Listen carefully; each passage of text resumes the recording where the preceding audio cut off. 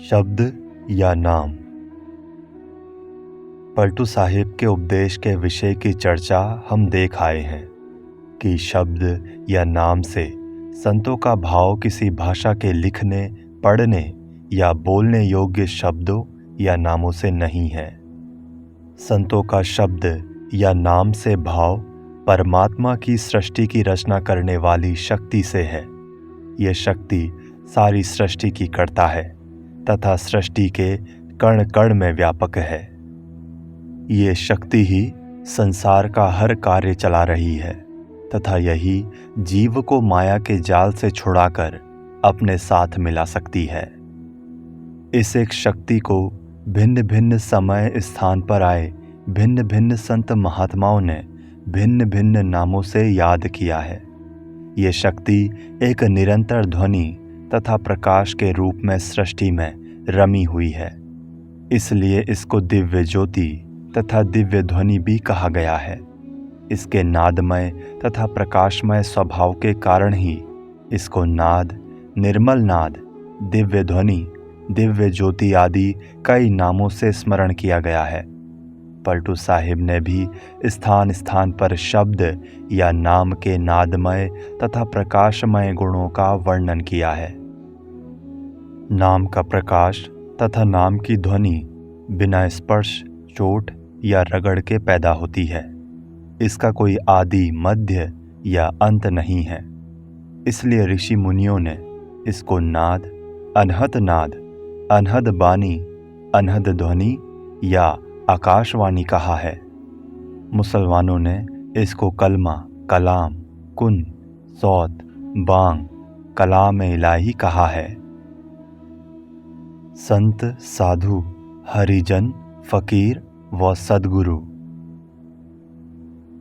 पलटू साहिब ने परमात्मा की बहुत प्रशंसा की है, पर संतों की प्रशंसा में भी कोई कमी नहीं छोड़ी। आपने संत को परमेश्वर की ही तरह अलख और अगम कहा है। भाव ये है कि संतों की गति कहने सुनने से परे है। संत जन सर्वसमर्थ होते हैं। वे मन, माया तथा काल के घेरे से पार चले जाते हैं। वे अपनी शरण में आने वाले जीवों को भी मन, माया, काल, आवागमन तथा 84 के चक्कर से आजाद कर देते हैं। पलटू साहिब ने संतों की प्रशंसा में उनकी शीतलता, सहनशीलता तथा क्षमा के गुणों पर बहुत बल दिया है। संत दया का रूप होते हैं, इसलिए वे न किसी के अवगुण देखते घबराते हैं, न ही किसी की शत्रुता तथा घृणा का बुरा मानते हैं। वे समदर्शी होते हैं तथा प्रत्येक प्रकार के जीवों से एक जैसा प्यार करते हैं। उनके लिए ना कोई छोटा बड़ा होता है, ना अमीर गरीब, ना स्त्री पुरुष तथा ना ही हिंदू मुसलमान, ईसाई पारसी आदि। संत जन प्रत्येक प्रकार के बाहरमुखी भेष, बाह्य आडंबर, रीति रिवाज तथा कर्मकांड आदि से ऊपर होते हैं। वे न किसी विशेष वेशभूषा से बंधे होते हैं, न ही किसी विशेष कौम, मजहब या देश के जीवों से। वे आत्मदर्शी होते हैं तथा बिना किसी प्रकार के बाहरमुखी भेदभाव के प्रत्येक को शब्द या नाम की अंतर्मुख साधना का एक ही साधन समझाते हैं। संत सच्चे परोपकारी होते हैं, जो जीवों पर दया करके उनको परमेश्वर प्राप्ति की युक्ति सिखाते हैं तथा अनेक प्रकार के कष्ट सहन करते हुए जीवों की सहायता करते हैं। संत नाम के रसिया तथा नाम के अभ्यासी होते हैं। वे नाम में समाकर नाम का रूप हो चुके होते हैं तथा वे भवसागर में फंसे जीवों को नाम के जहाज पर बैठाकर सचखंड पहुंचाने के लिए संसार में आते हैं। चाहे कोई लाखों उपाय कर ले, लाखों स्थानों पर नाम की खोज कर ले, परंतु बिना संतों के मिले नाम का भेद प्राप्त होना तथा नाम से मिलाप हो सकना असंभव है।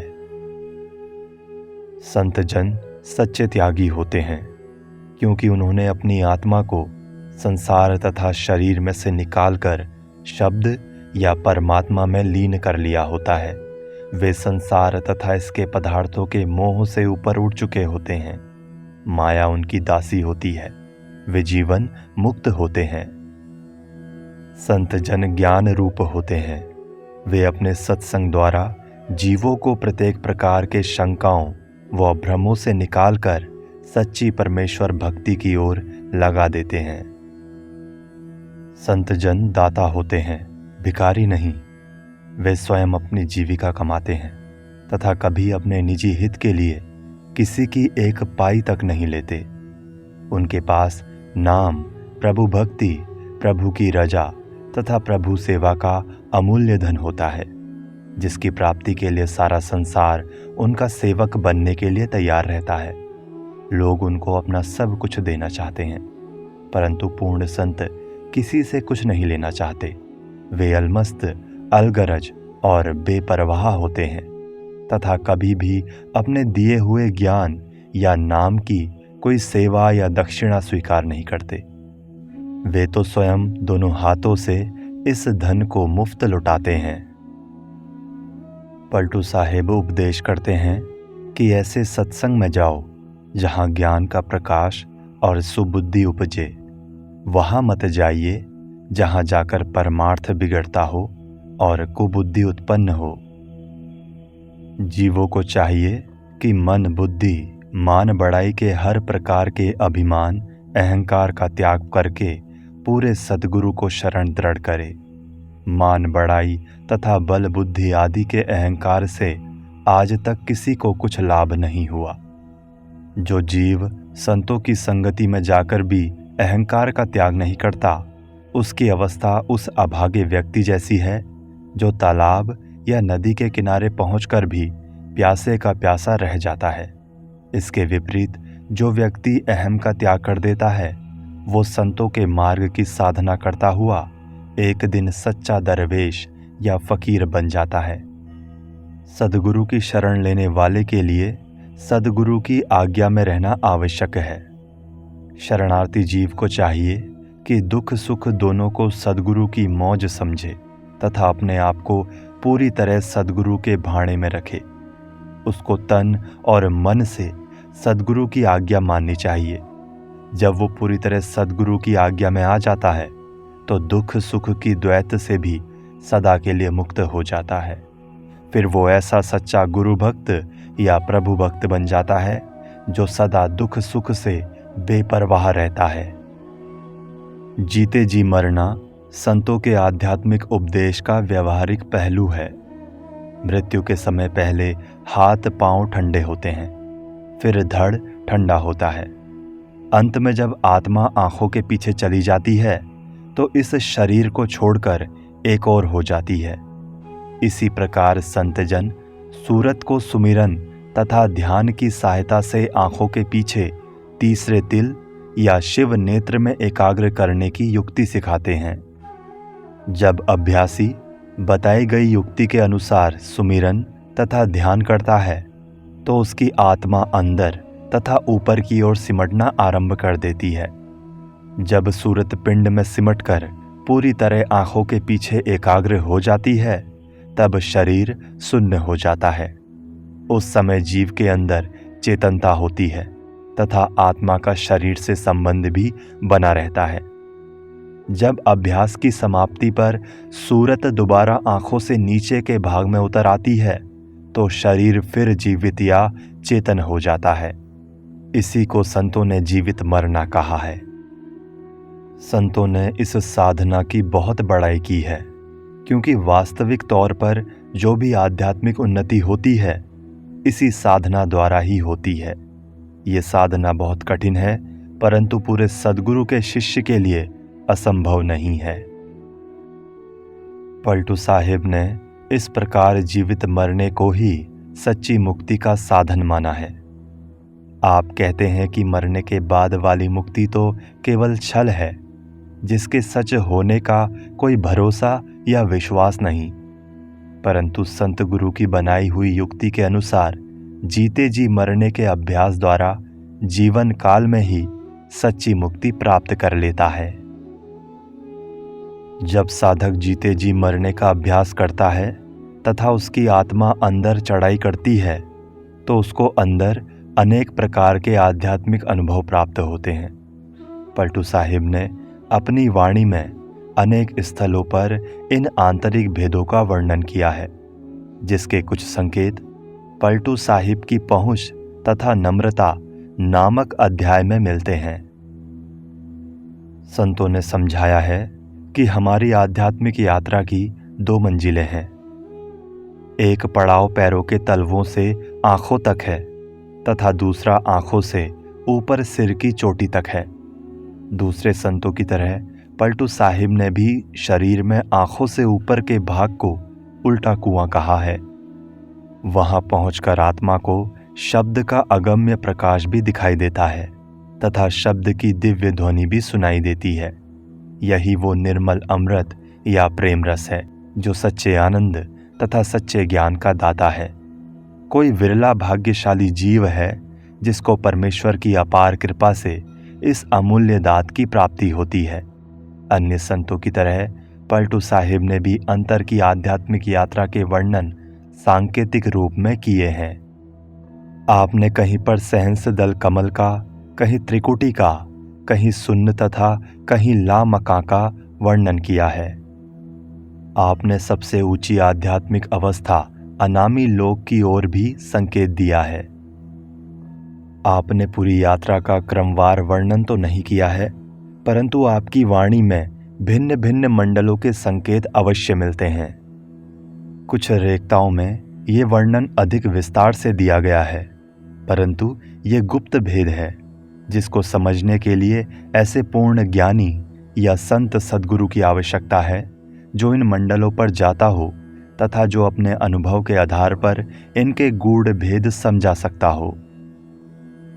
पलटू साहिब ने ऐसे झीने मंडलों का वर्णन भी किया है जहां देवी देवता, चंद्र, सूर्य, धरती, आकाश कुछ भी नहीं है। उस मंडल की प्रकृति ऐसी अद्भुत है कि वहां निचले मंडलों वाला शब्द ओंकार या सोह भी नहीं है। इसको पलटू साहिब ने 8वां लोक या अनाम लोक कहा है। आप कहते हैं कि यह आध्यात्मिक यात्रा का अंतिम पड़ाव है जिसका शब्दों में वर्णन करना असंभव है। इसलिए मैंने इसका भेद देखकर इस पर पर्दा डाल दिया है। सच्चा ज्ञान। पूरे सतगुरु के सत्संग में जाने से, उसकी सच्ची वाणी सुनने से तथा सतगुरु की बताई हुई युक्ति के अनुसार भजन सुमिरन करने से अंदर का पर्दा हट जाता है तथा अंतर में सत्य के साक्षात दर्शन हो जाते हैं। ये सच्चा ज्ञान है। ये ज्ञान कहीं बाहर से नहीं मिलता, अपने अंदर ही प्रकट होता है। जब सतगुरु की कृपा से ये सच्चा ज्ञान प्राप्त होता है तो शरीर रूपी महल बिना तेल तथा बत्ती के प्रकाश से भर जाता है। ये खुशक शाब्दिक ज्ञान नहीं, बल्कि सच्चा आनंद तथा सच्ची शांति प्रदान करने वाला निर्मल अमृत है। इसको पाकर जीव अंदर मग्न हो जाता है तथा प्रत्येक प्रकार के बाहर के वाचक ज्ञान की आवश्यकता से मुक्त हो जाता है।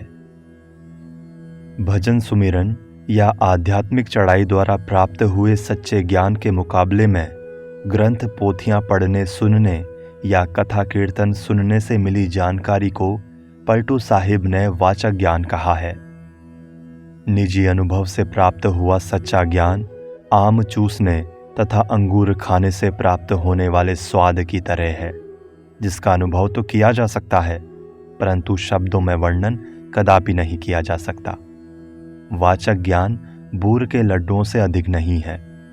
पलटू साहिब ने बिना निजी अनुभव के ज्ञान को अहम रूपी काली मां का टीका कहा है। ऐसा ज्ञान व्यर्थ है। ये कभी भी प्रभु प्राप्ति की बढ़ाई का कारण नहीं बन सकता। पलटू साहिब एक दुर्लभ दृष्टांत के द्वारा सच्चे ज्ञान तथा वाचक ज्ञान का भेद समझाते हैं। आप कहते हैं कि जो कुत्ता कुछ देखकर भौंकता है उसका भौंकना उचित है, परंतु जो कुत्ता पहले कुत्ते को सुनकर भौंकना शुरू कर देता है वो मूर्ख है। इसी प्रकार जो महात्मा अंतर में सत्य के दर्शन करके इसका वर्णन करता है उसका ज्ञान सच्चा है, परंतु जो व्यक्ति दूसरे महात्माओं के वर्णन पढ़कर परमार्थ का उपदेश करता है वो थोतावाचक ज्ञानी है। राजा राजा कहने से कोई राजा नहीं बन जाता। शूरवीरता द्वारा राज्य प्राप्त करके ही राजा बना जा सकता है। इसी प्रकार जीव की अवस्था जब भी बदलती है, तब जब भी अंदर सच्ची शांति प्राप्त होती है, आध्यात्मिक अभ्यास, अंतर्मुख साधना तथा नाम की कमाई से ही होती है, वाचक ज्ञान से नहीं। आध्यात्मिक अभ्यास तथा चढ़ाई में दो बड़ी बाधाएं हैं, माया तथा मन। माया मन को भरमाती है और उसके चक्कर में फंसकर मन इंद्रियों के भोगों की ओर खींचा चला जाता है। माया का जाल हर तरफ फैला हुआ है। साधारण लोगों की तो बात ही क्या, बड़े बड़े ऋषि मुनि तथा अवतार भी इसके चंगुल से नहीं बच सके। सारा संसार माया के नशे में चूर है। माया की लहर में सब संसार मग्न है। माया का राज्य चारों दिशाओं में है तथा इसने सारे संसार को लूट लिया है। पूर्ण संतों को छोड़कर कोई भी माया की मार से नहीं बचा। माया कई प्रकार से अपना वार करती है। ये कई रूप धार कर आती है। किसी वस्तु का इकट्ठा करना या जमा करना भी माया की पूजा करना है तथा इस वृत्ति से प्रभु भक्ति में विघ्न पड़ता है। माया संग्रह किए भक्ति में दाग है। पलटू साहिब कहते हैं कि माया का लोभी जीव शेर की तरह दिलेर रहने की अपेक्षा लोमड़ी की तरह चालाक और मक्कार बन जाता है। करे जो जतन सियार हो जाएगा। आप कहते हैं कि संतों ने प्रत्येक प्रकार से माया को परख कर इसका त्याग कर दिया है, क्योंकि ये सचमुच ही बहुत बुरी बला है।